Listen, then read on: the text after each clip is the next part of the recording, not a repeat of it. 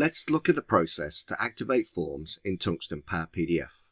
So you can see we have a form for internship applications at PTX Research, but none of the fields are active.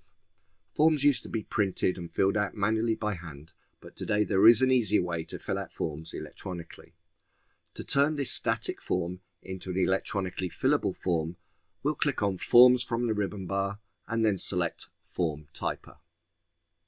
Form Typer will recognize all of the form fields in a document, and matching form fields will be created automatically. Not only are these text fields now active and fillable, the checkboxes are also clickable.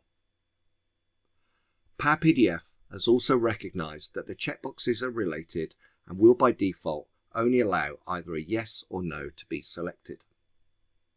So let's now look at the process to add additional form fields to an existing form in Power PDF. So with the form open, we'll go ahead and we'll add a combo box to the document. We'll call this combo box location, and we'll add some locations as drop-down options. We'll go ahead and add some options. We'll start with London, and then Paris, and then New York as selectable options. And we can see these selections in the drop-down. Next, we'll add a submit button that sends the form to an email address as an action. We'll select the button tool and draw a button on the form and give it a label, Submit Form.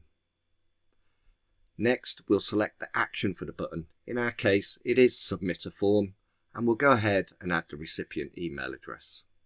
Lastly, we'll select to send a complete PDF document and select OK.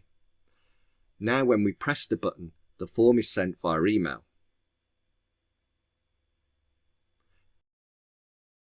If you're interested in learning more about Power PDF and its capabilities, we offer both free-to-access online learning as well as a wealth of technical videos on the Tungsten Demo Center.